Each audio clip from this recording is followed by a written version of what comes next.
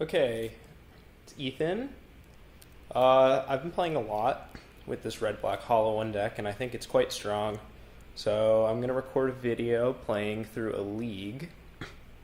Uh, I guess things with the list to talk about. I was for a while not playing Swamp. I thought that if I cut Blood Moon, I wouldn't want Swamp, but I have found myself in a lot of spots where I want to fetch a pain-free black source. So we added it back.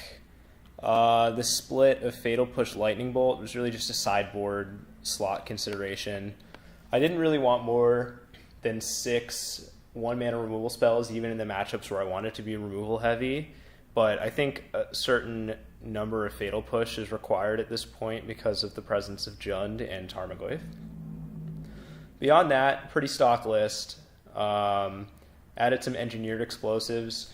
Originally was a Boggles consideration, but I admit that it's a little bit much to metagame for Boggles. But even so, I think the worst matchups for this deck are Boggles, Affinity, and Lantern.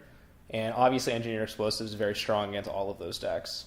The biggest piece of technology that we figured out in testing here is that we really just wanted 4 Thoughtseizes. 4 Thoughtseize, in my opinion, has changed a lot of matchups, notably Tron. Just that little piece of disruption can often buy you a turn, and a deck with a really fast clock can turn the corner, and it's often the difference between winning and losing games like that. So with that, I'm going to start going into the league here. I have a pretty good record with this deck online, 80% win rate, which is quite good in Magic the Gathering. Let's see. This deck is quite difficult to play, I think. It's kind of a solitaire type deck. It doesn't really matter what your opponent's doing that much, but it itself is a pretty difficult solitaire. There's just a lot of sequencing things. When you cast your Goblin Lores, when do you cast Burning Inquiry as opposed to Street Wraith Faithless Looting? When do you want to lead on Flameblade Adept, maximize damage versus trying to get an early hollow one?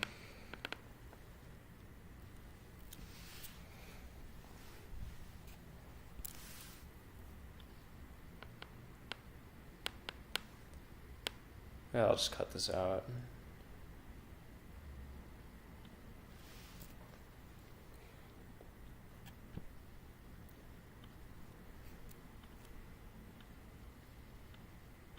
Okay, first match here, won the die roll. This hand is not good enough. You generally need a looting effect in your opener. Fortunately, this deck mulligans quite well. This hand has the same problem as the last one. Opponent mulliganed, which is relevant. With a Scry, this hand can present an early Tasigur, which against an opponent who mulliganed might be pretty good. I think this hand is pretty close. If they had kept 7, I would certainly keep this hand because 5 against 7 is a lot different than 5 against 6. Man, this is a really borderline one. On 7, you would never keep a hand like this, but on 6, you're much more tempted to, obviously. I'm going to keep. We'll try to get lucky with the looting effect. Street Wraith obviously increases our chances. Okay, well, they're mulling to 4, so not great. Now I wish I had mulligan, but it is what it is. I'm just going to play a Scalding Tarn here. Really want to hold your Street Wraith with this deck because Street Wraith plus looting gives you Hollow 1 for 0 mana.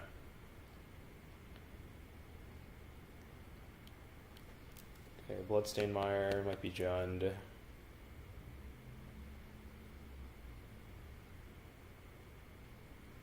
Okay, Rift Bolt. Alright, well, I actually have not played the Burn matchup very much with this deck. I think it's pretty good from what other people have told me. Street Wraith, obviously, pretty significant liability. Got by the Moto glitch there. The one of Fatal Push remains on top. So I really need to decide when I'm going to cycle this Street Wraith. I think this might be a good turn for it, because if I hit looting, I could looting, discard Bloodghast, and then any hollow ones I draw will be 0 mana, and then get back the Bloodghast, hold it Fatal Push. Also playing against Burn, obviously there's some consideration to just trying to never cycle the Street Wraith, but with Kasigur in my hand, I want to be getting that out as soon as possible. Okay, I drew another Mire.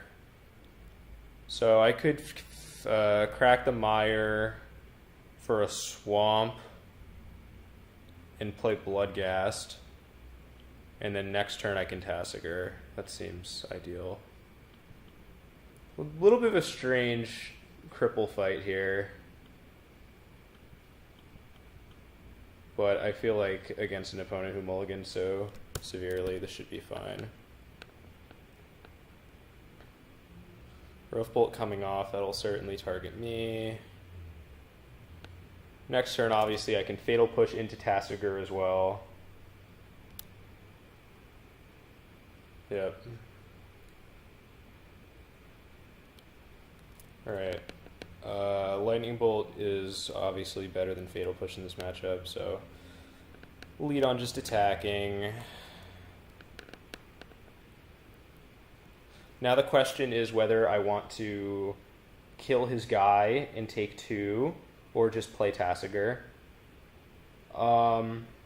It is reasonable that with so few spells, the Eidolon would be pretty good at actually killing him. The worry is if he attacks, whether I'm going to block with the Kasigur. Because if I block with the Kasigur, it 2-for-1s him, and that's really good against an opponent who already mulliganed. But I don't really have the necessary cards in my hand to finish the game off here. So I think I'm just going to kill this Eidolon. This deck plays 1 Kasigur and 3 Gurmag Anglers, and that 1 Kasigur, pretty clutch here. Would not be able to play Gurmag in this spot. And this should probably be enough to win the game. 11 is a little bit precarious, but my opponent doesn't have very many cards, and any lands that they draw from here on out will be dead.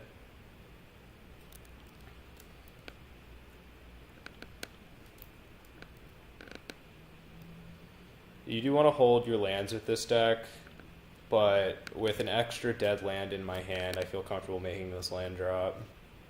And they just didn't do anything. Want to hold your lands for extra Bloodghast triggers, as well as holding your lands to pitch to Faithless Looting and Goblin Lore late. Obviously you don't actually control Goblin Lore, but the more cards in your hand that are below average, the better Goblin Lore is, because it upgrades those cards to an average card. I'm expecting to be Lightning Helixed. Yep.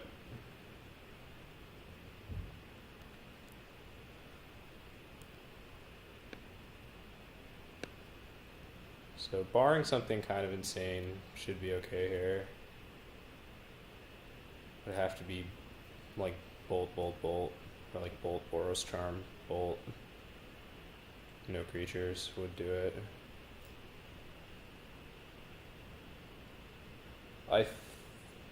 Okay.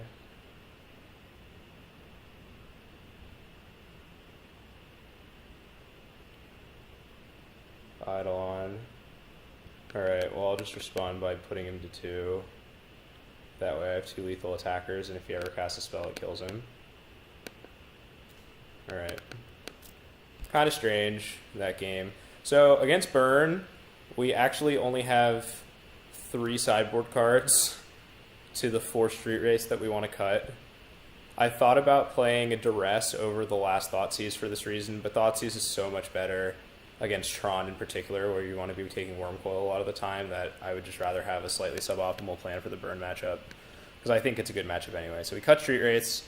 Actually going to bring in an Ancient Grudge here, because with this deck, you have so many filtering effects that it's kind of free to just bring in a card that's kind of situational. And one of the major ways you can lose to Burn post-board is via Ensnaring Bridge, and they also sometimes have Grafdigger's Cage, so have decided that we like the Ancient Grudge here. The last card is Grim Lavamancer, which is very mediocre, but obviously better than Street Wraith, so that's the plan. It's not a perfect one, but in a matchup that's pretty good, I think it's okay. This is a strong hand. It's going to depend what I draw, but I'll probably lead on Flameblade Adept. Typically, you want to do that when you have Faithless Looting with Hollow One, but no Street Wraith, because we sided them out, obviously. Plays right into Searing Blaze, but I don't really know if I should have expected him to keep those in his deck or not.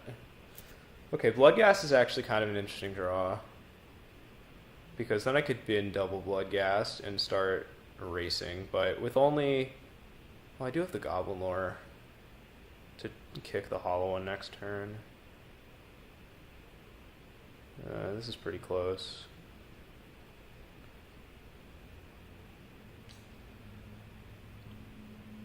In this matchup in particular, I think I would make this play... I think I would play Flameblade Adept in almost every other matchup, but just the fact that I'm going to need something so much more powerful to race him here, and also that the Flameblade opens me up to being Searing Blazed, makes me want to just Faithless Looting. But generally, you want to play Flameblade first. It's probably the best turn 1 play in the deck. Alright, missed a land, but we found another Faithless Looting, so not all hope is lost.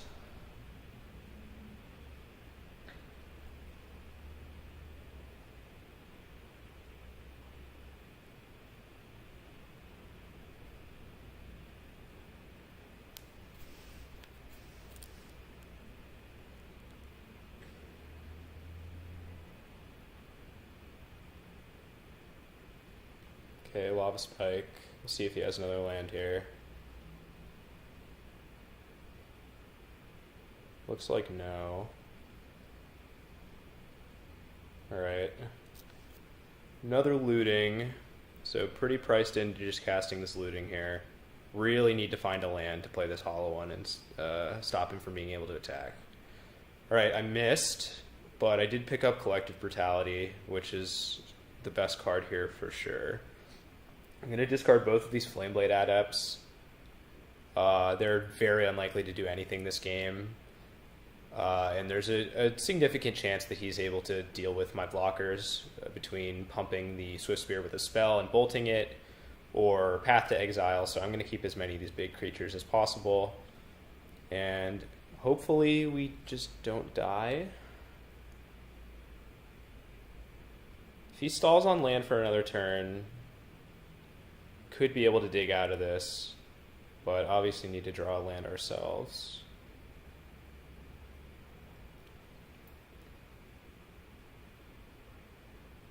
Two pretty stupid games so far. Extreme mulligans on both sides. Well, I guess much more so for him than for me last game, and then stalling out on land here. Lavamancer is a really interesting card for them to have in their deck post board. I don't think I agree with it. Burning Inquiry. I could Faithless Looting, try to hit a land, and then cast Hollow One. Or I could just Inquiry. This is a pretty bad spot regardless. I'm just going to Faithless Looting because it means that there isn't a chance that I discard land if I find it.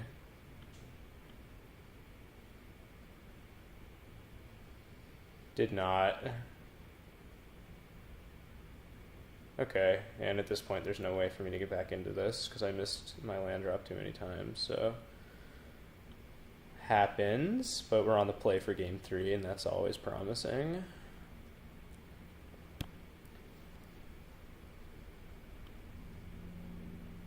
Okay, this hand is pretty strong. Gonna just go land go on turn 1. Because again, the Faithless Looting makes the Hollow One cost 1, and I would prefer not to have the chance of discarding it. Excuse me. There's also a pretty good chance that my opponent plays a creature on turn 1, so Lightning Bolt will likely be a good enough turn 1 play anyway.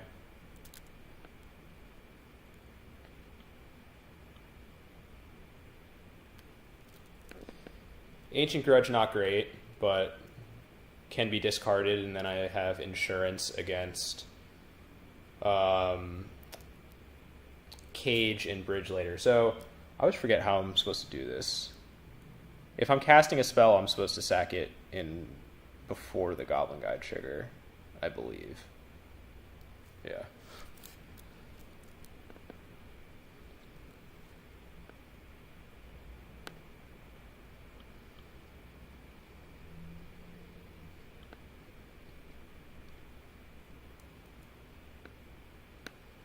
Found a land. Always nice to draw extra cards when you're casting cards like Faithless Looting. Very easy to parlay that into a real card. Looting. Alright, kind of missed there. Still gonna just discard this Ancient Grudge, as well as I can put in the Blood Crypt tap, so it's not guaranteed to deal me damage. Yeah, I'll discard Arid Mesa and play Hollow One, and then good spot for Goblin Lore because all the cards in my hand don't do anything. So little shuffle of the variants is bound to help this hand out.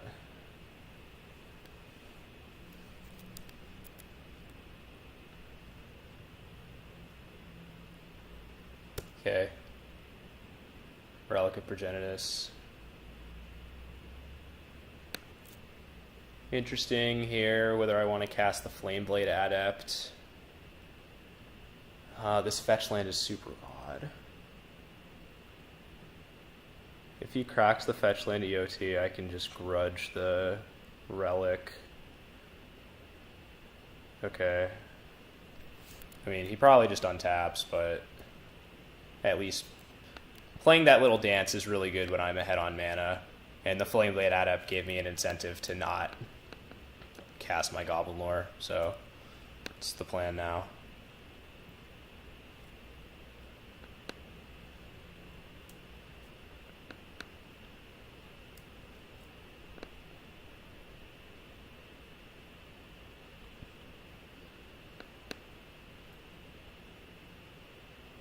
This is pretty good value, definitely worth taking 3 to deny them a card here.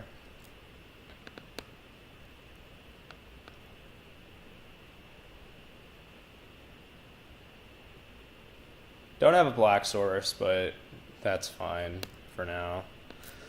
Opponent definitely on the back foot here. I have a pretty fast clock in play, have not taken very much damage yet.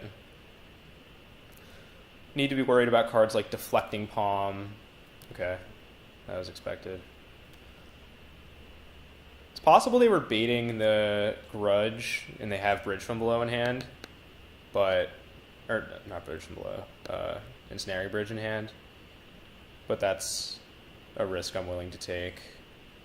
Alright, kind of missed, but Faithless Looting will clean this up, and we discarded a Bloodghast, so all told, not too bad. Get in for 4.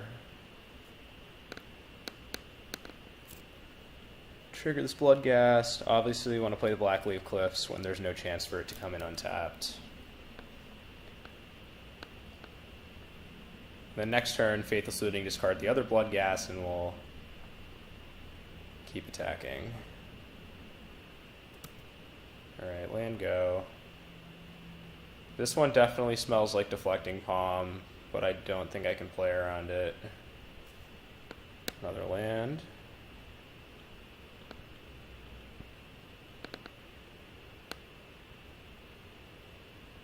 Okay, Gurmag's really nice, as is Goblin Lore. My plan here is to just discard Bloodghast and Blood Crypt. Play the Blood Crypt tap, the other Blood Crypt tapped, and then Gurmag. And that should probably be good enough to win the game, barring anything crazy. If he palms me, he would go to 6, I would go to 9, and he would have 3 cards in hand, and would need 9 points of burn to kill me. So that's not horrible. It's possible I could lose if that happens, but it's definitely not worth not attacking.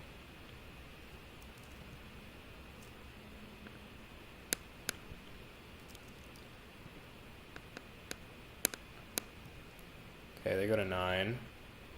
This is probably Searing Blaze then. 7, geez.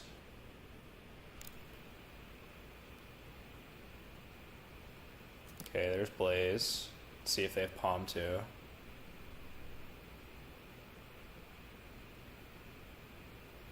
There it is. Okay. That'll put me to 6.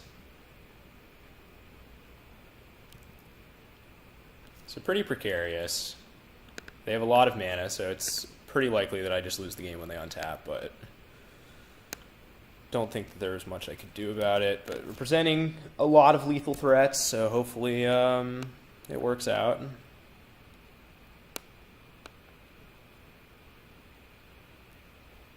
Okay.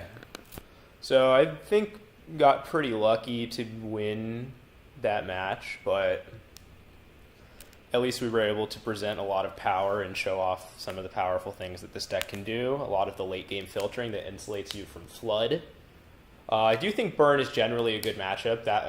Those games came down to the wire. Opponent had the cards that they needed to put themselves in a position to win the game, but not the cards that they needed to close out the game.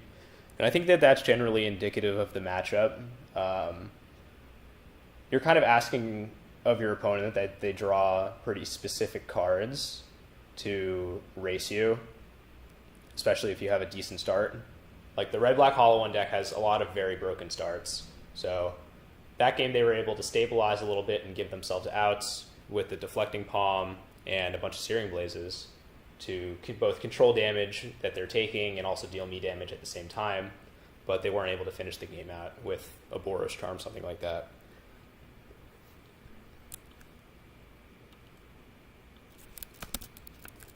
Just update this.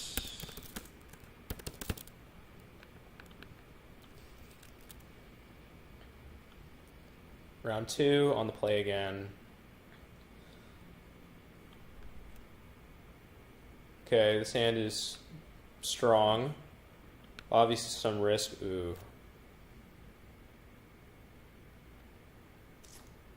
I was going to say some risk of discarding a Hollow One. So, oh, this is risky because it gives them a chance to thought. If I top this and I play Arid Mesa and pass, my opponent, if they're playing a Thoughtseize deck, is, they would really mess up my draw by Thoughtseizing, taking the Burning Inquiry. What does this look like if I just cast Burning Inquiry? Land Burning Inquiry, draw 3, discard 3 with 4 cards in hand. Means there's a little bit under a 50% chance that I discard my Hollow One. Even if I do discard my Hollow One, there's a good chance that I can play Tasigur on turn 2. So a pretty good start by any stretch. Yeah, I think if this Tasigur weren't in the hand, I would pass with the fetch land on turn 1. But given the Tasigur, I think that it's fine to cast Burning Inquiry because I have 2 ways to present a big threat early.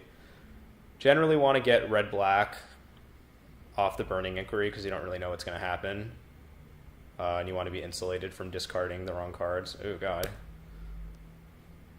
Discarding 2 Hollow Ones pretty unlucky, but we got all of their lands. That's another thing that this deck does sometimes. Classic. Alright, playing as Infect. It's a pretty good matchup. Post board. Here, pretty easy play. Just want to maximize damage while we're way ahead. Found a land. But no play, so probably a Blighted Agent draw from the opponent. Want to cycle before you loot.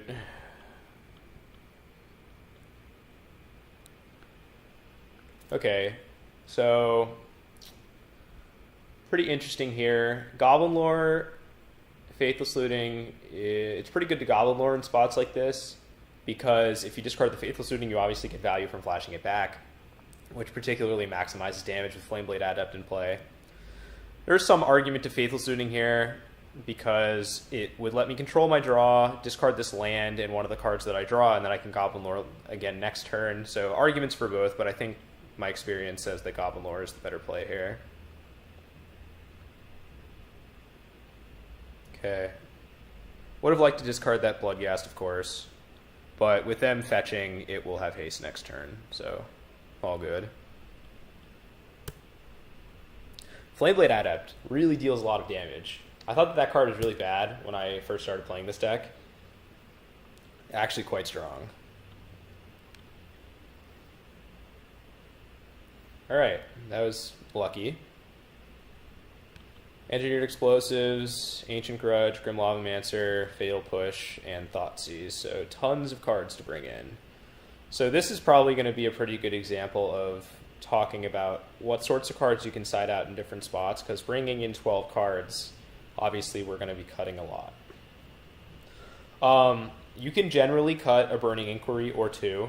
Your deck gets better post-board, so you less need to rely on the broken starts provided by the draw 3, discard 3 in conjunction with Hollow One. Excuse me.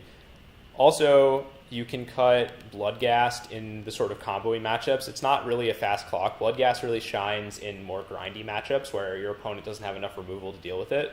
This is a matchup where the 2-1 clock is not likely to be super relevant. Cutting all of them is not something that happens all that often, but here it is okay. Similarly, you can cut copies of Flameblade Adept. Flameblade is obviously a pretty fast clock, as we have seen in these games so far. But again, when your deck is getting more cohesive post-board, it's okay to be cutting them. And then I think I'm a little bit glutted on these reactive elements. I want to still be able to present a fast clock and sort of do what my deck wants to do. So I haven't played the Infect matchup very much, but it's possible that I might just not want these Thoughtseizes or these Engineered Explosives. EE is kind of a card that it's less effectual in the Hollow One deck than it is in other decks, just because it's pretty mana intensive, and this deck has a lot to do with its mana already. So I'm going to just be a little not so scientific here and make some random shaves. Brutality is one of the better cards we could have, so can't be cutting that. Definitely want these 1-mana removal spells in Grim Lavamancer. And I don't feel comfortable cutting anything else without my deck ceasing to resemble the broken, unfair, aggressive deck that I want it to be. So we're going to go with this.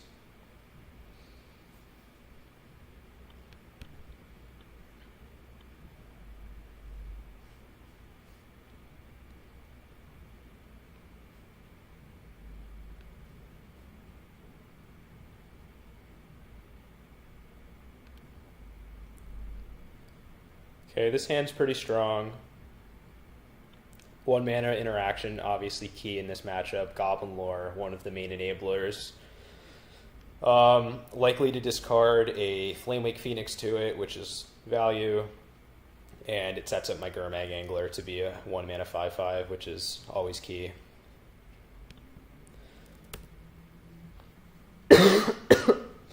Playing this fetch land in case I want a Fatal Push.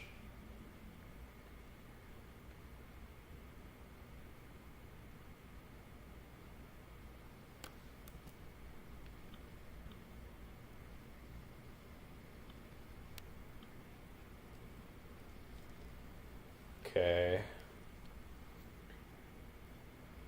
I'm going to play the Stomping Ground and Goblin Lore here. It would require a lot for him to kill me off of just 1 mana plus the Inkmoth next turn. So pretty safe to Goblin Lore. Obviously hoping we don't discard the Fatal Push, but you can't just not cast your spells. And we're rewarded with a Hollow One, plus Flamewake Phoenix in the yard. Did discard the Fatal Push, in addition to another Fatal Push, in fact. But with Faithless Looting, hopefully we'll be able to find another threat. Viridian Corruptor, oh my god. That's really brutal. Okay, well... Okay, what am I going to do here? This seems like I should just Faithless Looting, play Gurmag, and then bring back a Flamewake Phoenix. Drew another Hollow One. So I could Gurmag, Hollow One.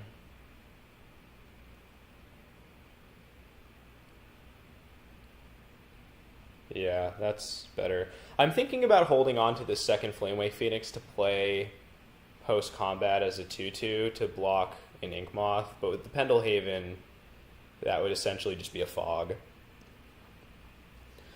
So I think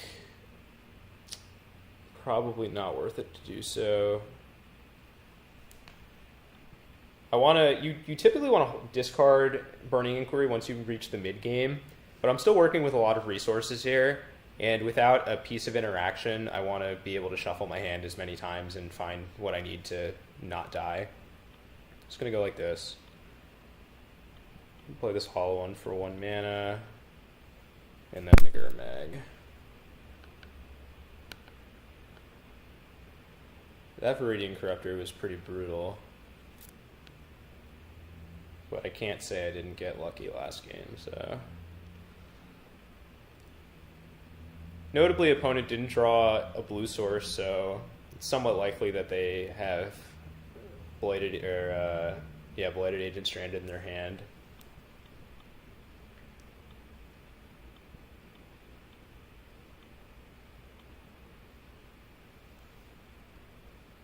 So now we just gotta hope we don't die.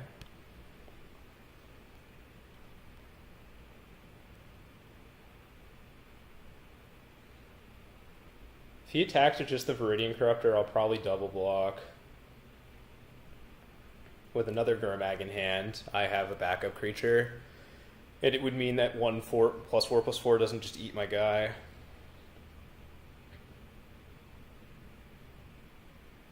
We found another Inkmoth. It's not great. Only 1 infect damage coming in. Glistener Elf. Okay. Okay.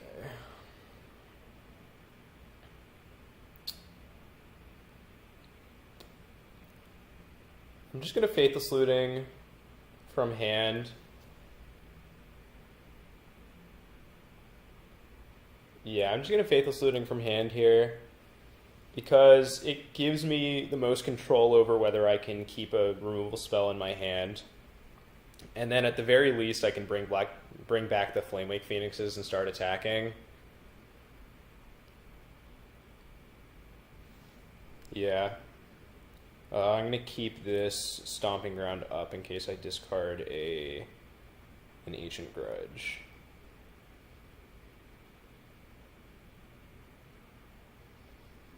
Okay, found Lightning Bolt.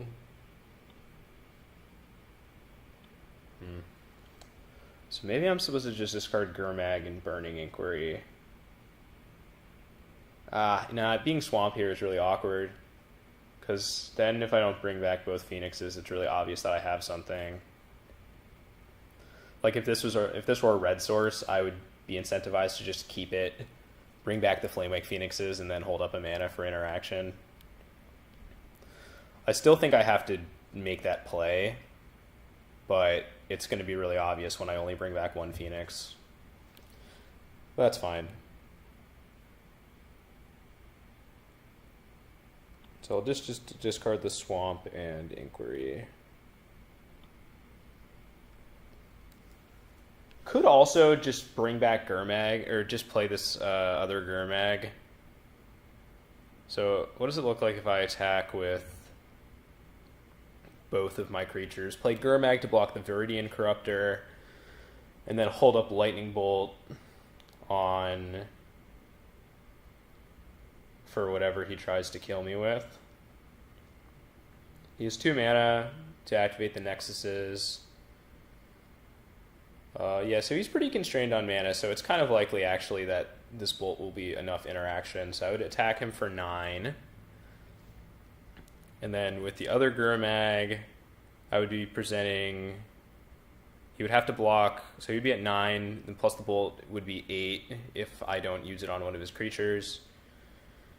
And then I have a pretty formidable board that I'll have to block the following turn. So yeah, I'm actually kind of into that.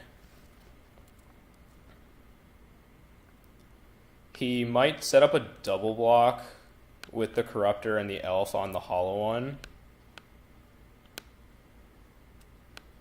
we'll see if he does that. It means I get to keep one of my Phoenixes, but I would prefer that he doesn't do that. I would be surprised if he made that play. Okay.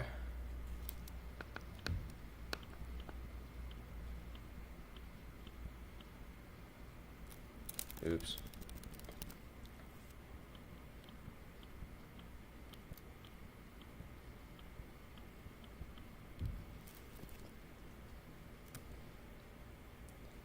The key to this play obviously being that he already has the evasive attackers, so I'm committing to taking one more damage if he alphas, essentially.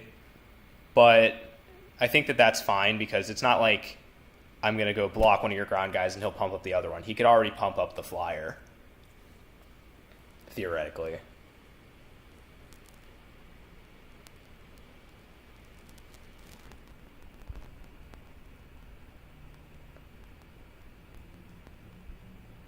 This puts me dead to stuff like double groundswell, which, you know, that happens. I made a play to win the game. I think it was fine after thinking about it, but we'll see what happens here. Echoing Truth, wow. That's pretty bad for me. That was not in my decision tree. Interesting that he tapped a forest instead of a nexus.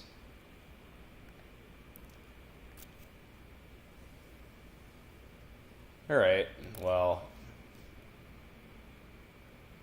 that is going to make this game a lot more difficult to win.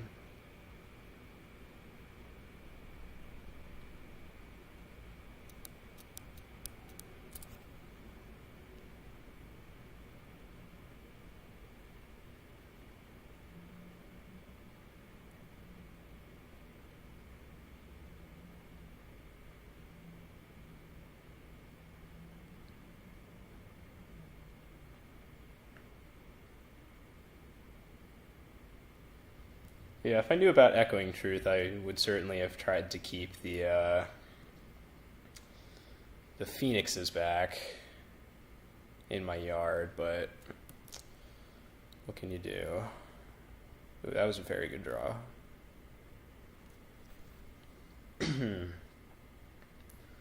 Okay. So I think... man, this is tough. Okay, Ancient Grudge means I'm insulated from the nexuses. God, if he were at 7, this would be so easy. I think I have to just pass, no attack. Shut down his ground game, use the bolt to finish off whichever creature remains unblocked, and then use the grudges to get through this nexus. So I think I have to just grind through his infect creatures. Even though I'm 1 damage away from winning the game, obviously that's not good enough. So I think that this is pretty clear here.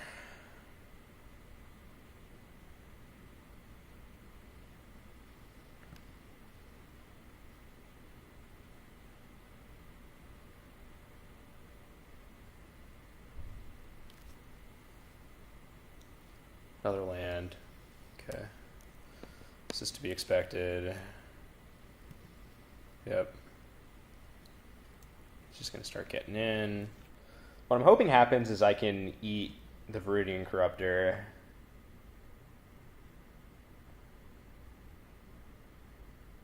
And that he doesn't have to pump spells to blow out my Lightning Bolt when he goes for it.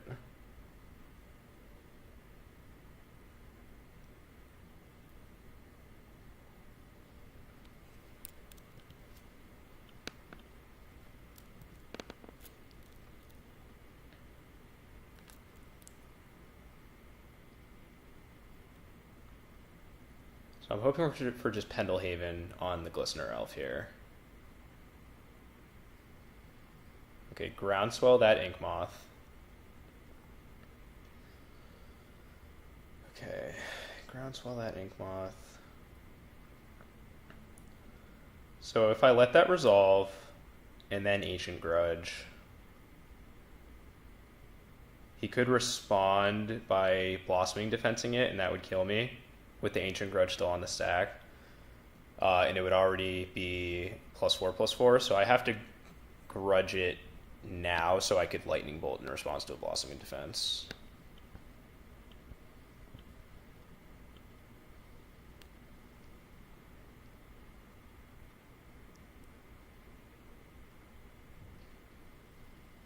Apostle's Blessing.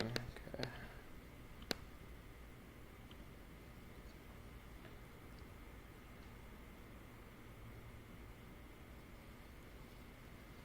Okay.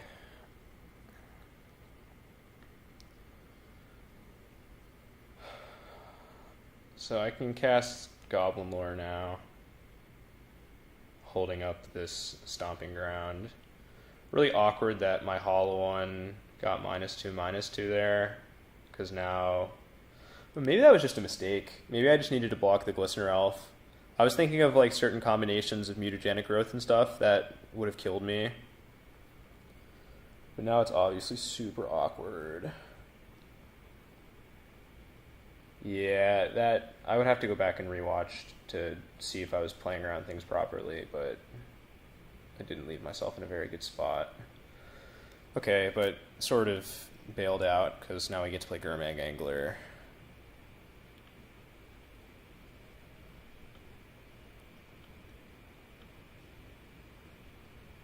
So small decisions coming back to be kind of important here, but I think I played well enough to get this one.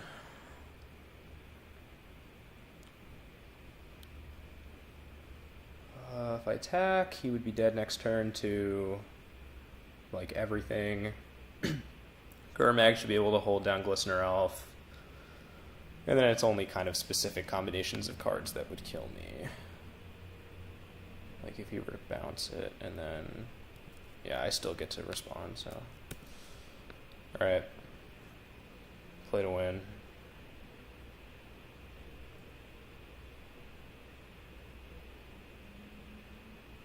Dryad Arbor.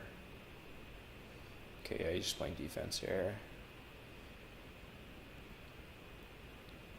Okay, so now if I play the Flamewake Phoenix and attack with everything, he has to block 2 creatures. So he could block with Dryad Arbor and then attempt to block with the Ink Moth, but I would try to kill it, but he still has a card in hand, so I think I need to play this slow for a turn. So I'm just going to Goblin Lore. And then maybe I'll draw something that wins me the game immediately. Okay, Thoughtseize is a pretty good one. I don't have another black source in my deck, but I can get Mountain, bring back Phoenix, hold up Grudge. Get Mountain, bring back Phoenix, hold up Grudge, and then he has to chump block twice. Okay. That is unless he fires off a... Oh no, he doesn't have to chump block, because he can give the Glistener Elf boost with the Pendelhaven. So if he makes that a 2/3 block, and then I bring back the Phoenix, and then I can chump block with the Grim Lavamancer. But in that case, I can't Grudge the Ink Moth. In that case, I can't Grudge the Ink Moth. He only has 1 land in hand, so there aren't outs if I just hold up the Grudge and play Lavamancer. Attack with Gurmag. Okay.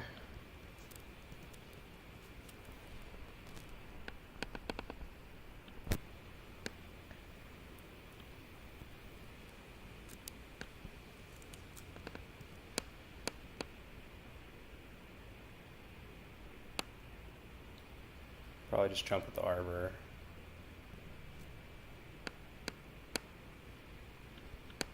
Yeah, the block on the Viridian Corruptor made this game way more complicated than it needed to be. So that was probably just a mistake.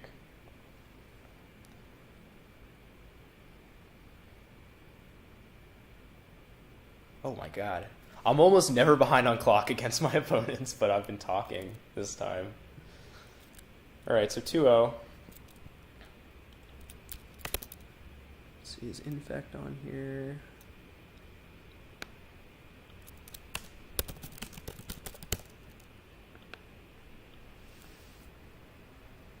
It's really hard to talk and play with this deck at the same time because there are so many micro decisions to be making.